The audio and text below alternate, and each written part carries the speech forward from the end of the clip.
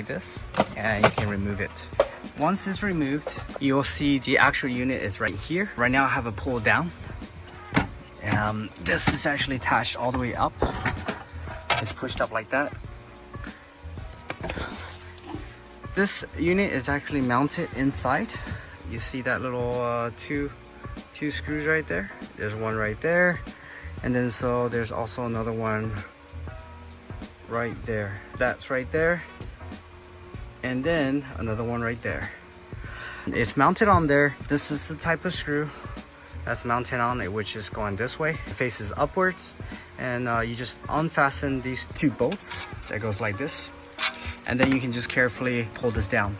Before you can move this unit down, there's a small foam vent. You need to take it off. It's attached by this little clip over here. So all you gotta do is use one of these. You just pry out this first part first, top part, and this part, and then you can pry out the second part once this is released out.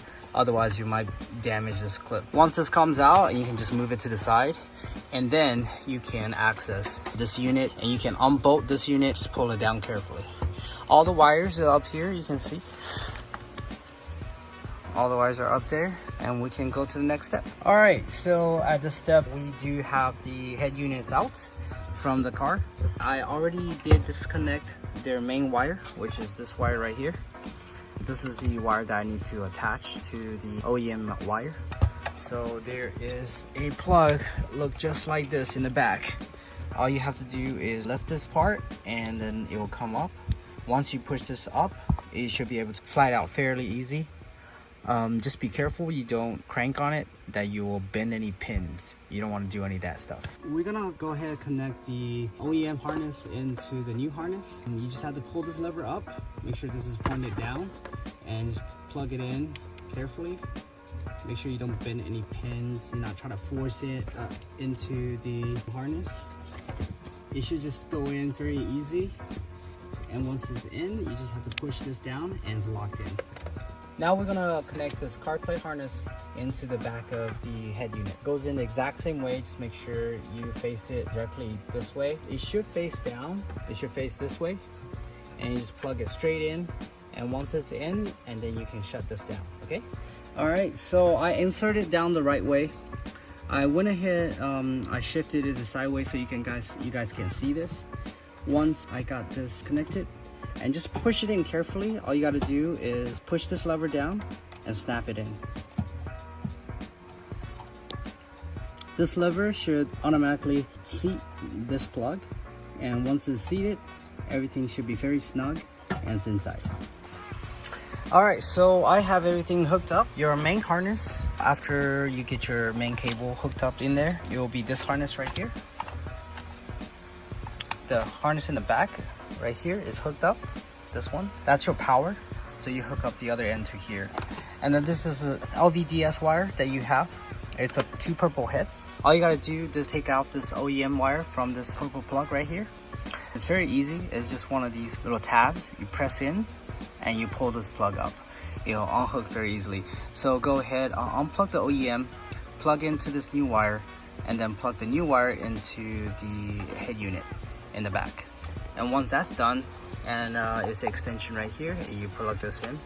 On this end, all you have to hook up is the antenna. This antenna, you need to find a good place to mount this. So I'm gonna mount it near the driver the most. It's probably gonna be under here somewhere. You just find whatever the best that fits. Hopefully it's not anywhere near a lot of metal surroundings, because it'll interfere with the signal. So mount it somewhere like as mostly plastic and away from the metals, and it's not surrounded by metals. Another thing you do need to hook up is the microphone. I already tuck all the wires into this pillar. All you gotta do is I just clicked it on, and then I just put all the wires through here and then inside here. And you just tuck all the wires all the way through, all the way down, and the wires should go all the way down here. Once it's down here, you figure out your length, and once you figure out your length, you can just organize them and tidy up on the bottom, have everything down. I'll show you once I have everything tidied up. It's very essential to have the microphone plugged in. The microphone is right here, the plug. It will say mic over here. It's on this main wire that you plug in. You plug it in. What I will do, just in case this will disconnect anytime, I use electro tape to tape over this thing, so prevent it from disconnection in the future. All right, another thing that you need to make sure you're aware is it's depending on the screen size of your car. There's switches over there. There's a 6.5 inch screen and the 8.8 inch screen. In this case, this one does have a bigger screen. It's the 8.8. So the switches are switched down. So you just match exactly what it says over here on the bottom, and everything should be good to go. Anyways, before you switch any switch, make sure there's no power to the module. You disconnect the big power wire before you switch to anything, and then you can flip any switches you want. Yeah. Once all that is connected, make sure you test your system. You can go ahead, turn on your car. To activate Apple CarPlay, I've already connected my phone into the car. So to activate it is to press menu. So once you press menu, it will toggle onto that page. So once you toggle it in, you're gonna see this menu.